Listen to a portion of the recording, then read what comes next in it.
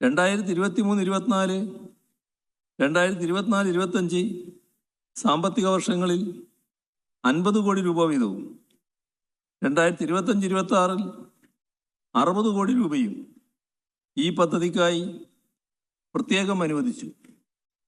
ആരോഗ്യ പരിപാലനത്തിനും ഭവന നിർമ്മാണത്തിനും ജീവനോപാധികൾ ഉറപ്പാക്കുന്നതിനുമാണ് ഈ തുക വിനിയോഗിച്ചത്.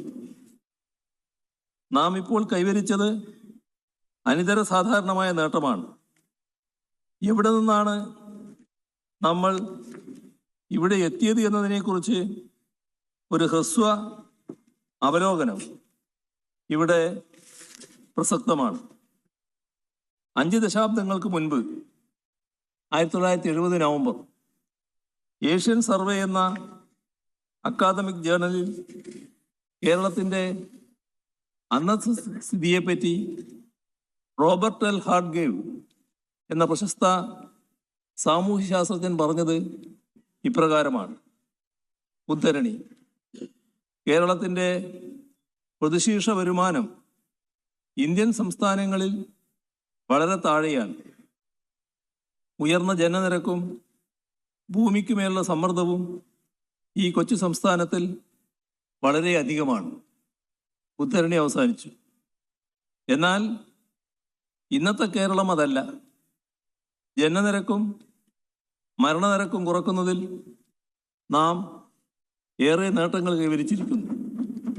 കാർഷിക ബന്ധങ്ങളിലെ സമഗ്ര പരിഷ്കരണവും ആരോഗ്യ വിദ്യാഭ്യാസ മേഖലകളിലെ പൊതു ഇടപെടലും ശക്തമായ പൊതുവിതരണ സമ്പ്രദായവും നമ്മുടെ പുരോഗതിയിൽ വഹിച്ച പങ്ക് വളരെ വലുതാണ്.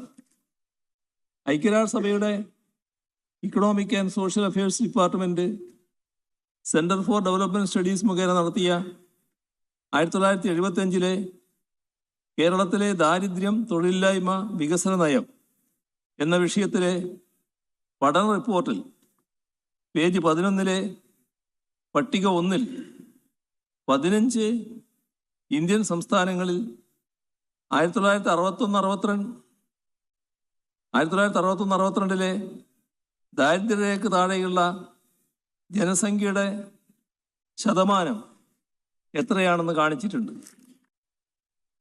ഈ കണക്കുകളെ വിമർശന വിധേയമാക്കിയിട്ടുണ്ടെങ്കിലും ഒരു കാര്യം ശ്രദ്ധേയമാണ്.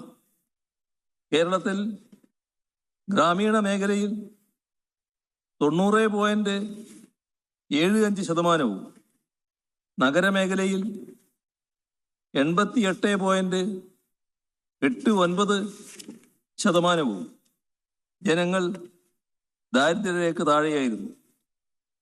അതായത് അക്കാലത്ത് ഇന്ത്യൻ സംസ്ഥാനങ്ങൾക്കിടയിൽ ഏറ്റവും കൂടുതൽ ജനങ്ങൾ ദാരിദ്ര്യരേഖയ്ക്ക് താഴെയായിരുന്നത് കേരളത്തിലായിരുന്നു. അവിടെ നിന്നാണ് കേരളം ഇന്ന് അതിദാരിദ്ര്യം നിർമ്മാർജ്ജനം ചെയ്ത ആദ്യത്തെ ഇന്ത്യൻ സംസ്ഥാനമായി തലയുയർത്തി നിൽക്കുന്നത്. നീതി ആയോഗിലെ വിദഗ്ധരുടെ അനുമാനത്തിൽ ബഹുമുഖ ദാരിദ്ര്യ സൂചിക പ്രകാരം ദാരിദ്ര്യരേഖയ്ക്ക് താഴെയുള്ള കേരളത്തിലെ ജനസംഖ്യ 2022-23 0.48%. ഇതനുസരിച്ച് 1,64,640 പേരാണ് ദാരിദ്ര്യരേഖയ്ക്ക് താഴെയുള്ളത്.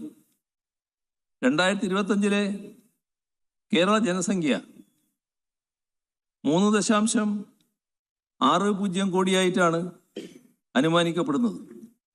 ഇതിൽ 1,72,800 ആളുകളാണ് ദാരിദ്ര്യരേഖയ്ക്ക് താഴെയുള്ളതായി നീതി ആയോഗിൻ്റെ കണക്കുകൾ കാണിക്കുന്നത്. ഇതിലുൾപ്പെട്ട 64,006 കുടുംബങ്ങളിലെ 1,03,099 പേരെയാണ് അതിദരിദ്രരായി കണ്ടെത്തിയത്. ഇന്ത്യൻ സംസ്ഥാനങ്ങളിൽ ഏറ്റവും ഉയർന്ന നിരക്ക് 26.59%. അഖിലേന്ത്യാ ശരാശരി 11.28%. ബഹുജന പ്രസ്ഥാനങ്ങളും പുരോഗമന സ്വഭാവമുള്ള സർക്കാരുകളും നടത്തിയ നിരന്തരമായ ഇടപെടലുകളാണ് നാം കൈവരിച്ച ഈ നേട്ടത്തിന് പിന്നിൽ. സാമ്പത്തിക വളർച്ചയെ ഉത്തേജിപ്പിക്കുന്ന പശ്ചാത്തല സൗകര്യ വികസന പദ്ധതികൾ നടപ്പാക്കുന്നതിനൊപ്പം ഒരു വിഭാഗത്തിൽപ്പെട്ട ജനങ്ങളും പാർശ്വവൽക്കരിക്കപ്പെടുന്നില്ല എന്ന് ഉറപ്പുവരുത്തുക എന്നത് സംസ്ഥാന സർക്കാരിൻ്റെ സുപ്രധാന ലക്ഷ്യമാണ്. ഇതിൻ്റെ ഭാഗമായാണ് വിവിധ ക്ഷേമ പ്രവർത്തനങ്ങൾക്ക് സർക്കാർ ഊന്നൽ നൽകുന്നത്. ഈ ക്ഷേമ പ്രവർത്തനങ്ങളുടെ അവിഭാജ്യ ഘടകമാണ് അതിദാരിദ്ര്യ നിർമ്മാർജ്ജനം. അടിസ്ഥാന രേഖകൾ പോലുമില്ലാതെ ബുദ്ധിമുട്ടിയിരുന്നവർക്കായി അവകാശം അതിവേഗം എന്ന യജ്ഞം നടത്തി 21,263 പേർക്കാണ് ഇതിലൂടെ സേവനങ്ങളും രേഖകളും ലഭ്യമാക്കിയത്. ആരോഗ്യ insurance, ration card, Aadhaar card, തൊഴിൽ കാർഡ്, ബാങ്ക് അക്കൗണ്ട്, തിരിച്ചറിയൽ കാർഡ് തുടങ്ങിയവയൊക്കെ എത്തിച്ചു കൊടുത്തു. മൂന്ന് നേരവും ആഹാരം കണ്ടെത്താൻ കഴിയാത്തവർക്ക് ഭക്ഷ്യ കിറ്റുകളും തടസ്സമില്ലാത്ത ആഹാര ലഭ്യതയും ഉറപ്പാക്കി. കുടുംബശ്രീയുടെ ജനകീയ ഹോട്ടലുകളടക്കം ഇതിനുപയോഗിച്ചു. 20,648 അതിദരിദ്ര കുടുംബങ്ങൾക്ക്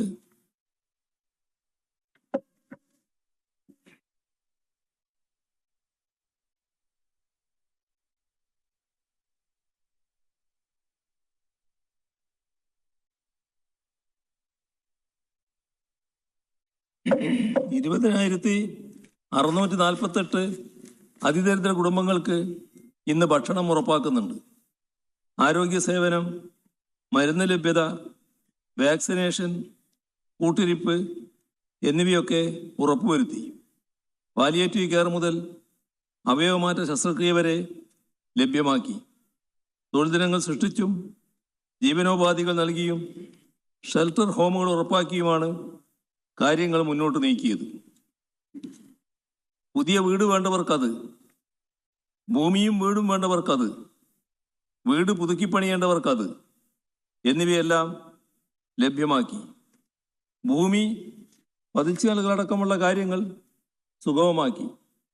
സാമൂഹ്യക്ഷേമ പദ്ധതികൾ, പഠന സൗകര്യം, ഗ്രാമീണ തൊഴിലുറപ്പ്, ജീവനോപാധി വിതരണം തുടങ്ങിയവയിലൂടെ ഒരിടത്തും പട്ടിണിയില്ല എന്നുറപ്പാക്കി. മുഖ്യമന്ത്രി തലം മുതൽ കൃത്യമായ മേൽനോട്ടം നടത്തിയതും ഓരോ അവസരത്തിലും ഉപദേശ നിർദ്ദേശങ്ങൾ നൽകിയതും ലക്ഷ്യം കൈവരിക്കുന്നത് ദ്രുതഗതിയിലാക്കി.